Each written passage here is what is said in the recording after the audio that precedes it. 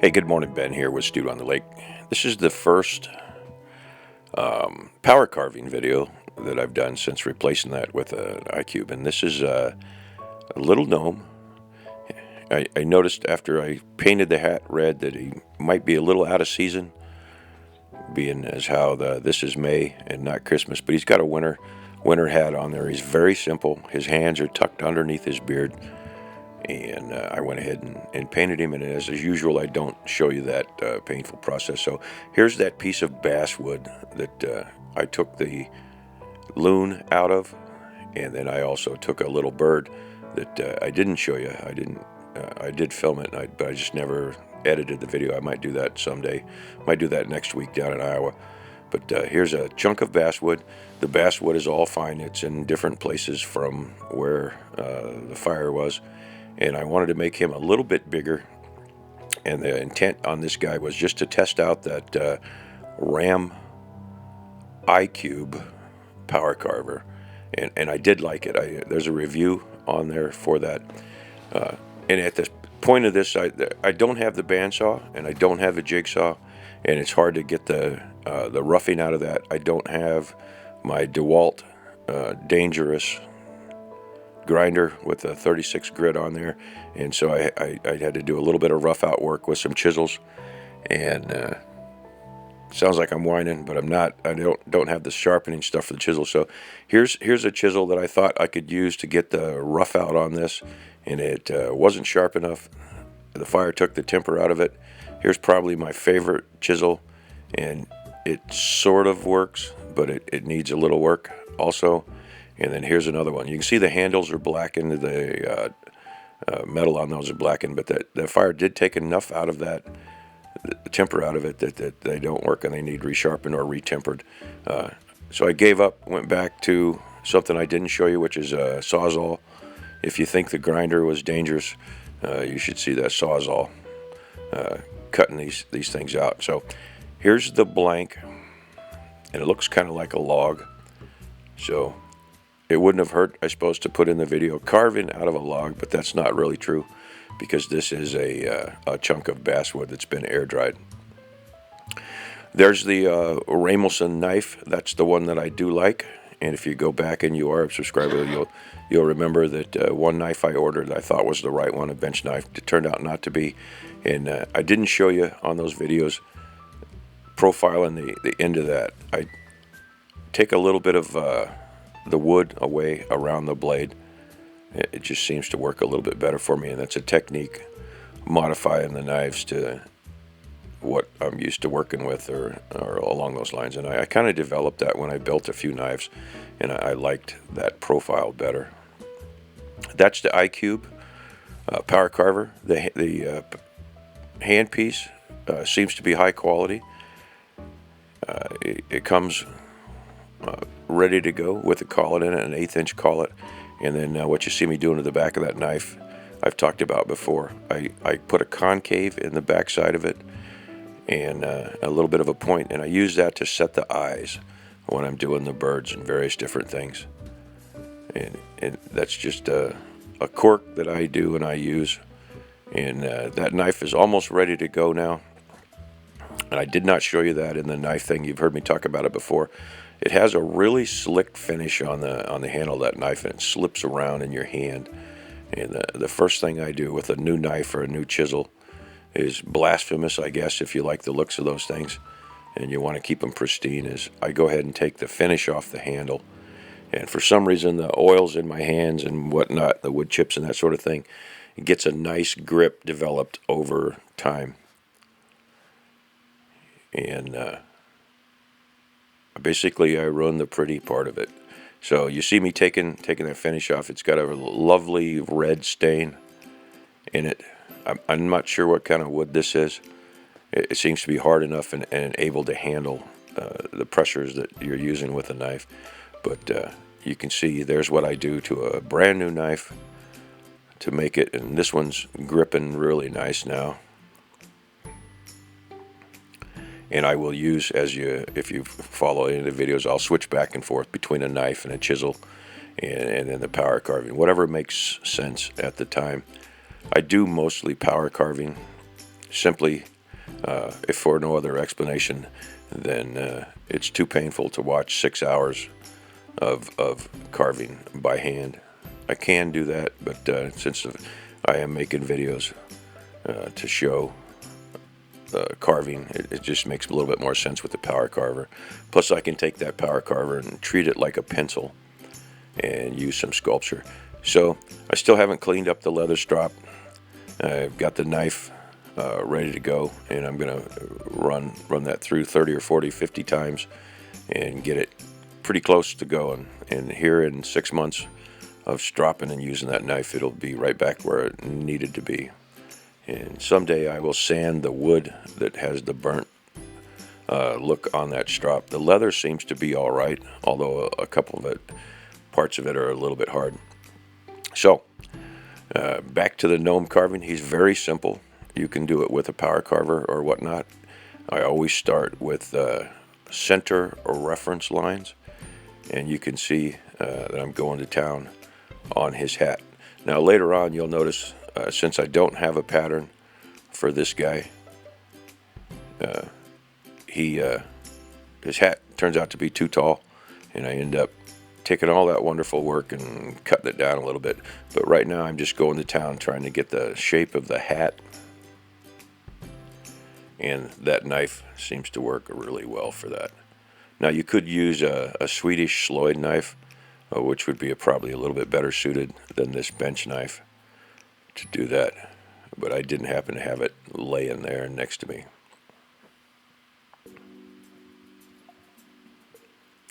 If you check out the other folks on the channel, Mark the Maker, obviously down there's a link of probably 15 folks that I follow. I follow Jordy Johnson over at Carving Fusion. We trade basswood and cottonwood bark. He gets cottonwood bark up there in Canada where he's at. Lots of it, and it's hard to come by in my area, the northern Wisconsin, and I send him basswood, and I owe him some, but I can't get it to him right now because I don't have a bandsaw that can process that stuff and cut it up. So here's his hat. I've got his hat laid out. His design is not to have eyes, to just kind of, I thought it was kind of neat. I stole the pattern of him off of one that my wife has hanging on her mirror or her lamp in the corner, but the one that she has was knitted or crocheted. But he had a unique feature about his hat. His hat kind of he pulled his hat down over his eyes and looking out from underneath and halfway down his nose. So I kind of robbed and semi-copied that guy. And in her deal, the hands went all the way to the bottom of the gnome. It's like he had been chopped off at the waist. And that was kind of a neat look because his hands were straight down and out to the side. And I was going to copy that. And this guy's going to end up with his hands going underneath his beard. So two things are happening here for those of you that are beginners and starting to figure out how to do this stuff. One, you don't have to do the eyes. You don't have to do the cheeks. They're underneath the hat and they're hidden. And two, you don't have to do the hands because the hands are stuck under the beard. So those would be the detail parts that are interesting.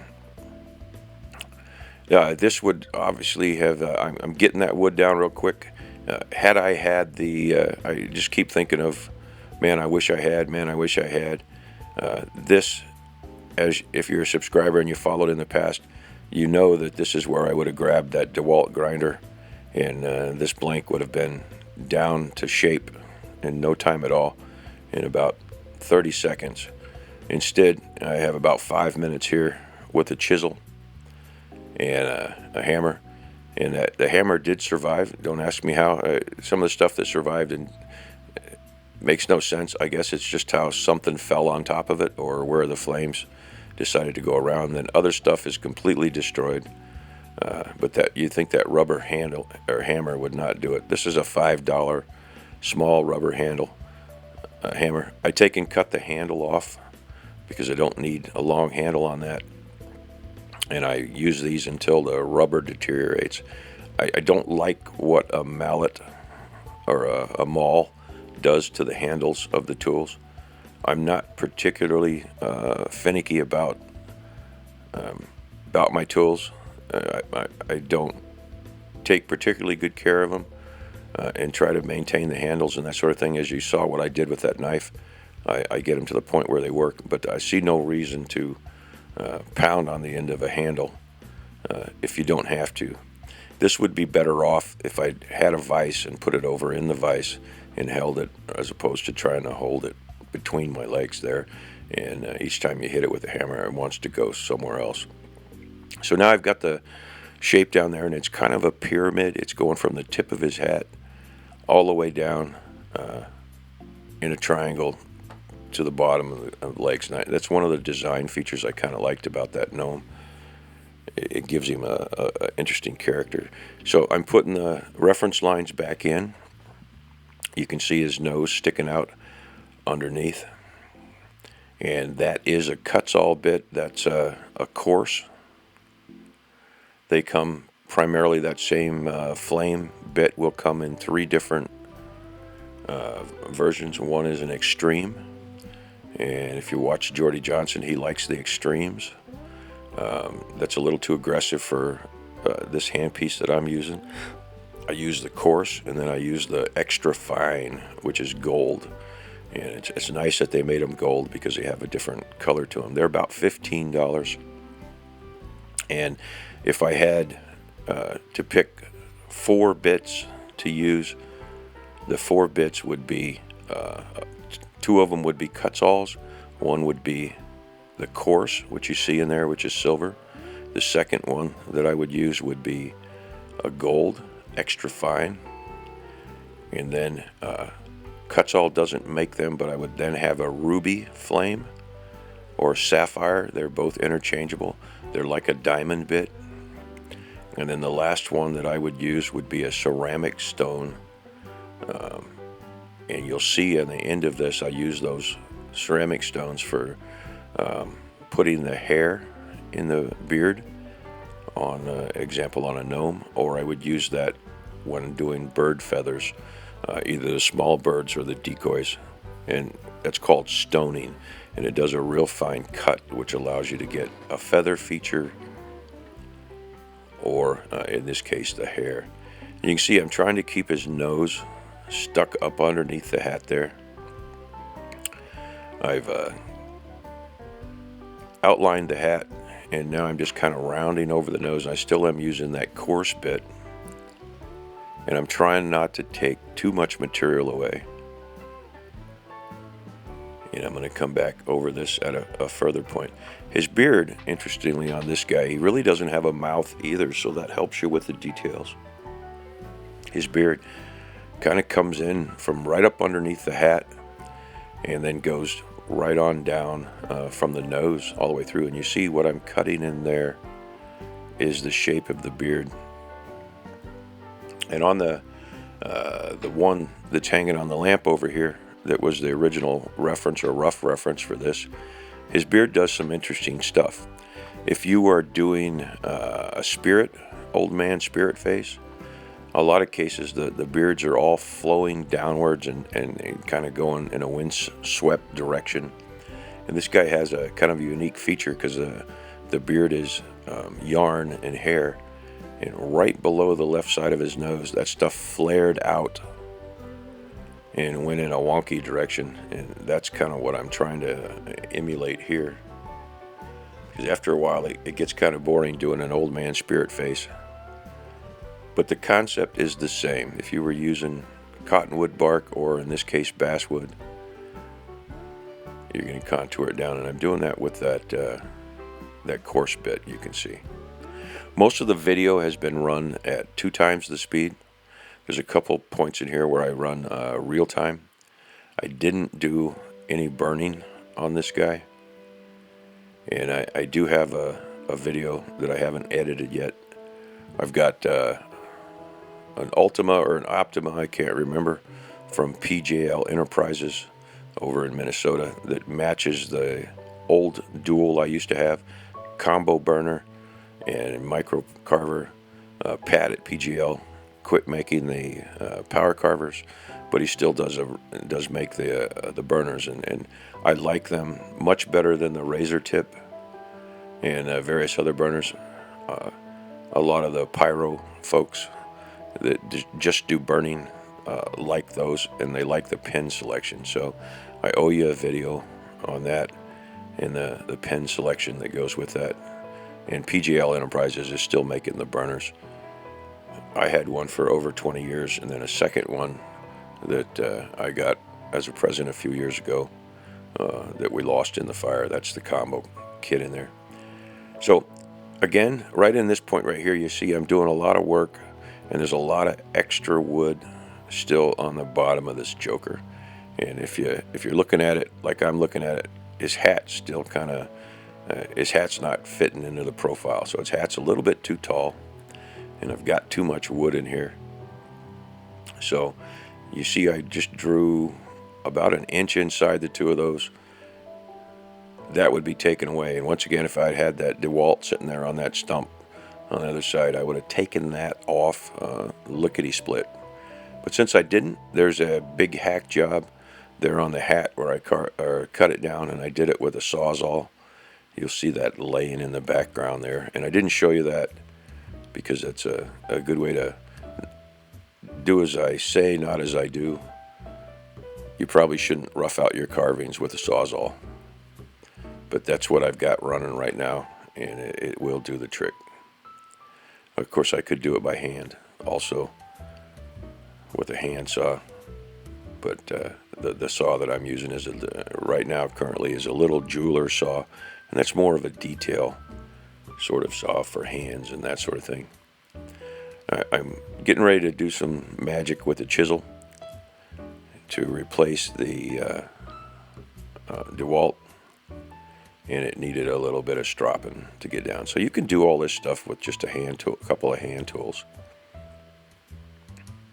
You could actually do it with a knife from the get-go, but it will take you a couple of hours to get the shape back down. Now, if you had a bandsaw, this guy would have been cut out, and most of the heavy-duty work would have been done straight up front. You should probably, it would go a lot faster if I stuck this guy in a vise or a clamp. But I like to sit in my chair. I'm lazy. And yes, Jordy, I have a new pillow stuck under my left arm there. And you can see that fine clamping system that works. But I'm trying to remove a whole bunch of wood here real quick and get this guy down. I did remove a lot of the stump away from this guy. So I guess you could say I wasted a lot of wood this way. You tend to waste less.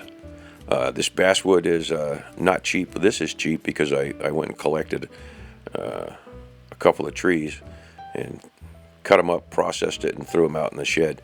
But this chunk of basswood would probably set you back about $30 if you were trying to buy it. Now, it would be a little higher quality than this one. This one's got a few knots in it and imperfections. And now I'm using the stump. The stump made it through. I don't have stuff to clean it up. It's still got the burn marks on it, but I'm splitting the base of this guy away and taking off basically an inch all the way around, with the exception of in the front there. So you can see he's taking shape. This removes really quick if you're splitting down with the grain like this. And that's that famous rubber hammer ready to go. You can see at some point I'm going to have to clean up the Stuga floor.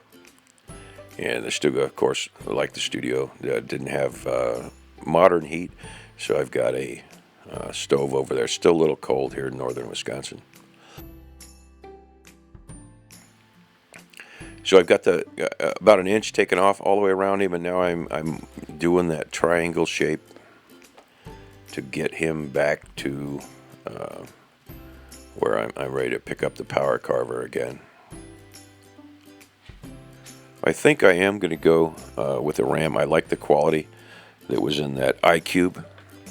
And they make one that's in the $600 range that has 2 hand pieces on it. And I will upgrade to that probably in the next month or so. And I'll do a review of that when it comes out. There is a review of this micro carver, the Icube. I do like it. Seems to be good quality stuff. And since PGL no longer makes the ones that I'm used to using over the last 20 years, it's time to move on and switch forward. This handpiece is a little fatter than the one that I was used to. 6 months from now, I won't notice any difference in that. I would have taken some of this and touched it really quickly with the DeWalt grinder, which I have not yet replaced. The insurance has all come through on it, and now I'm looking in the process of looking for a contractor to put the building back together. And then the insurance did pay for the tools, and I'm in the process of replacing those. As I replace those, I will put out a video on what I'm doing. So it's kind of a how-to start all over again. And once we start rebuilding the studio, I will do some videos on that. But for now, there's a little extra work in here, and it's exactly what you would have or be doing if you're a beginner carver or you have limited tools at your disposal.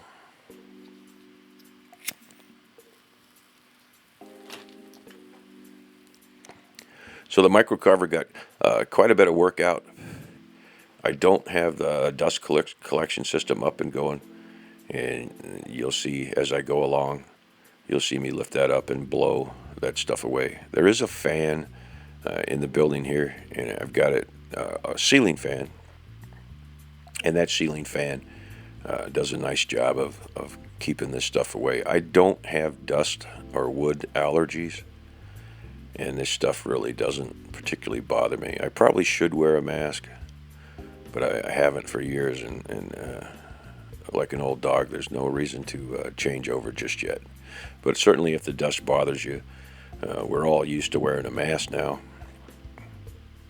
and it certainly wouldn't hurt to use that.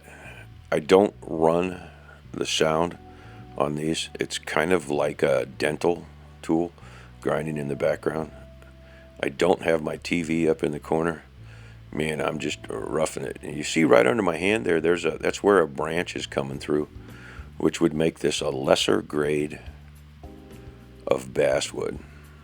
Although it works just fine for what I'm doing here. I've got some really nice chunks of basswood clear sections, but by and large, I save those until I have a particular piece going. And I do have enough of it. Someday I'll show you that I've got probably 4 new trees last year. Each of the trees was 2 foot around, 2.5 foot around. A couple of sections of it were 3 foot. It's straight grain from the trunk. And I cut them in about 2 and 3 foot sections, and they have not been split or processed. And they're a year old now, having been cut. And eventually I'll start splitting those, and I'll get a box off to Jordy of the Goodwood and send that up to Canada so he can get going. But that's when I get the 14-inch bandsaw replaced and up and running.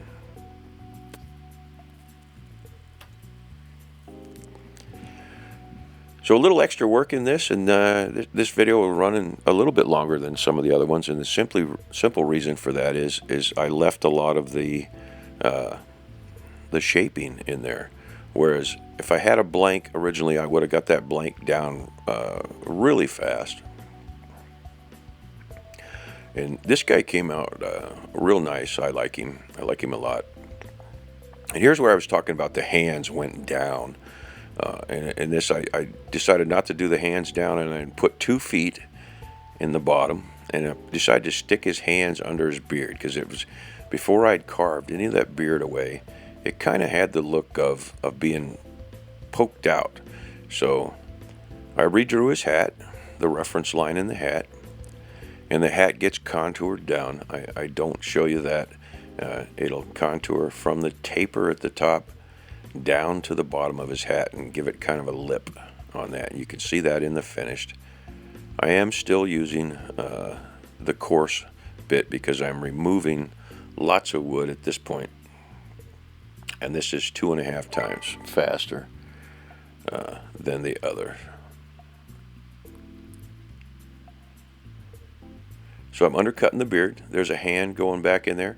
Don't have to, just the arm and the sleeve is all you're going to get. It makes it simple.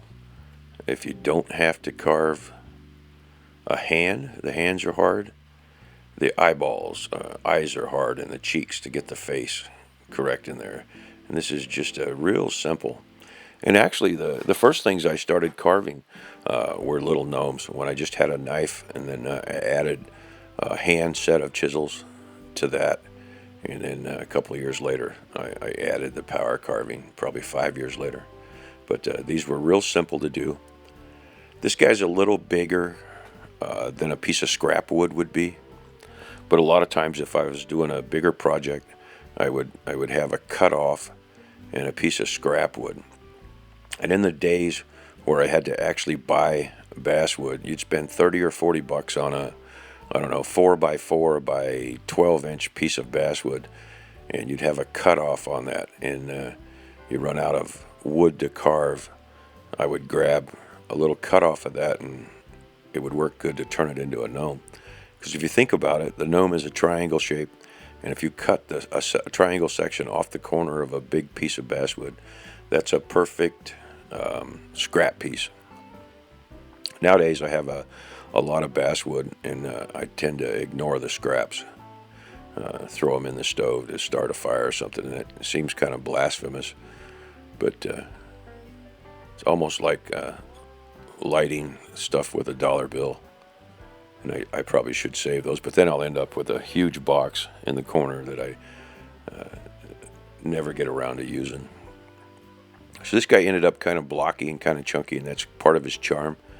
He's a little bit bigger than some of the smaller gnomes.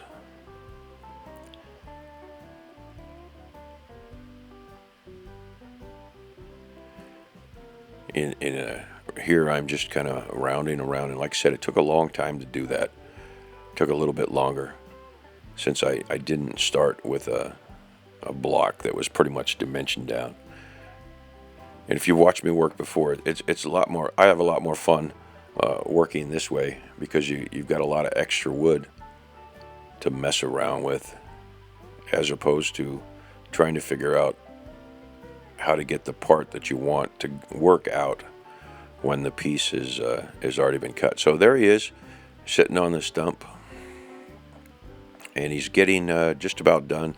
I've got a couple more sections. I am going to show you the beard and how I get down in there, and then the stoning on that. And here's the contour going down into the hat. So we're getting down to the finishing points of this, and you can see now in that angle, I'm kind of concaving right above the rim of the hat, and I'll do that all the way around. It gives him character. You can see right there where I haven't touched that it's still a little bit blocky. And I'll taper that right up there into the top.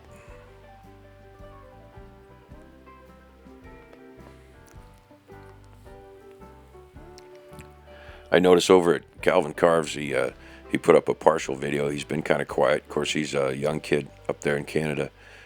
Jordy and I follow, and Just Carve Rob follows quite a bit. And he hasn't done a bunch of videos lately. But, of course, being a kid, he's got other demands on his life and his time. But if you get a chance, check out Calvin Carves.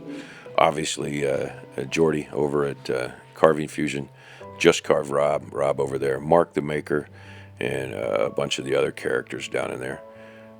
Stennis Sticks has put out some new stuff, a new snake. He does beautiful carvings, and certainly well worth your time if you're following along in this carving community.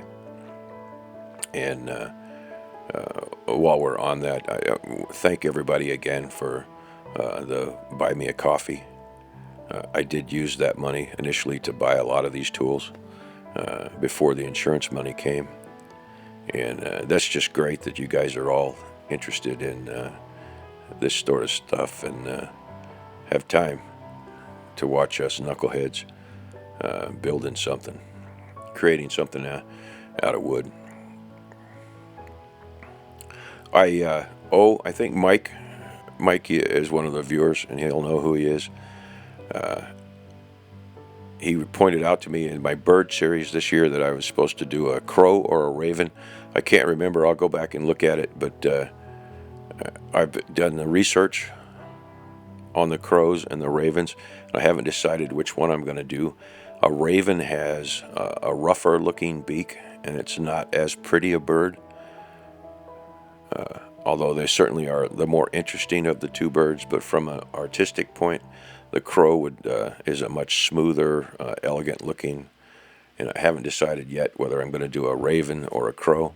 I'm kind of leaning towards a raven, so you guys tell me whether you would rather see a raven or a crow. I don't have the eyes yet. It looks to me like on the research that it would be a 11 or 12 millimeter dark brown or black eye for a mature crow or raven, and I don't have those. I have some of them ordered. I think I did order some more glass eyes. My glass eyes come from Tohican. They're between $3 and $6 a set.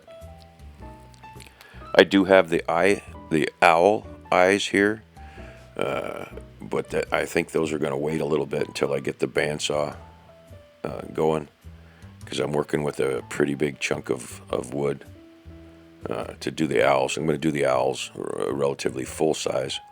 And right now I've got two of them planned. One is I'm going to do a great horned owl, full size, and then I'm going to do a snowy owl, full size.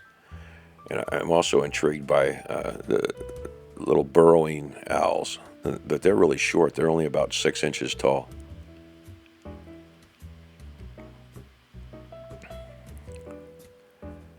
So if you stuck around this long, you get to see this is just the same way you're going to carve a spirit face. So I'm kind of random coming down here, and I'm working with the flow, and I'm doing it with the rough carver there. And then you're going to see me come back with a stone and put the hair in there. And I really like the way this guy's beard turned out. When I painted him, I painted originally a dark gray or black base. Then painted a lighter gray, a couple of shades over that. I do that with Josonia acrylics, and I do it in washes. And then I came back with a little bit of a white highlight. And that's simplifying it. There are different. I do different mixtures in there and washes to get the beard to look like a old man or gnome beard. But you can kind of see the flow that I'm cutting in there. I'm not spinning. I'm not working on it real hard. I've done enough of these that I know how that goes. But if you're trying to figure out how to do this and learning, this is certainly a good tutorial on that. So there's a nice flow. Coming back, putting his hands in. I haven't rounded those over yet, and I haven't rounded his feet over. And if when you see the guy again at the end, you'll notice I gave him kind of a winter Christmassy hat.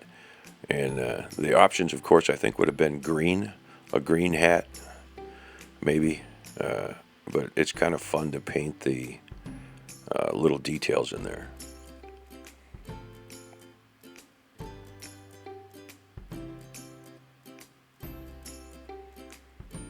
This guy has absolutely no value whatsoever, but a lot of people seem to like gnomes. So there he is without the, I haven't switched to a finer grind, and you can see the tool marks in there. But that's kind of his shape and where he's going. I don't take a whole lot of that off. I might have spent 5 minutes, if that, roughing down a couple of the tool marks. and I am going to paint him. So here's a stone that came out of the fire. I took a brass brush to that to see if I could clean some of the charcoal off of it, and it seemed to work. This is the last step, and this is what really makes him come to life. And it has kind of an interesting burn mark where this thing is burning in little curlicues. But I will come back down through the beard, and I'll give you a close-up shot there. I said his beard came from under the hat, around the nose, makes it so you don't have to do eyes. And this just makes the hair marks. And then you can do this with any animal that has hair. And then also, as you've seen, if you're a subscriber, a lot of the bird feathers I will stone like this, and that just gives it that extra dimension. You can do this with a knife, but it's a little bit more tedious. You can do this with a V-gouge, but the money shot is really this stone. And I am kind of following the flow and then making these, where the ridges are, I'll come across it in several different directions.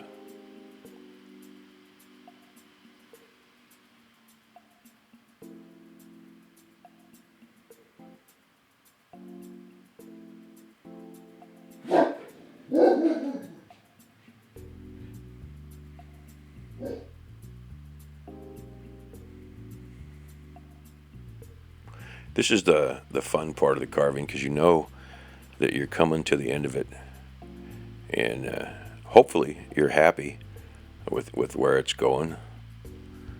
Sometimes I'm not, but then I'll go ahead and finish it anyway just to show the carving. And sometimes other people like stuff that I don't like. So some of my favorite carvings, the wife and various different people don't like them. And then other ones that I don't like, certain people like. When we had the wood carving shop over in West Point many years ago, Cold Springs across the Hudson River, it was surprising some of the stuff that sold and some of the stuff that didn't sell. So there you go. That's how you build a little gnome with no hands to carve. You don't have to carve any eyes. And he probably has an hour or two of painting in there. And you see I made him green, and then I gave him a Christmas pattern on the hat. That was kind of fun to paint, and you don't have to spend a whole lot of time. So thanks a lot. That's the first power carving coming out post-fire. This has been Ben with Stewed on the Lake. If you haven't subscribed, you can help the channel out by doing that. Like, comment, subscribe. Thanks a lot.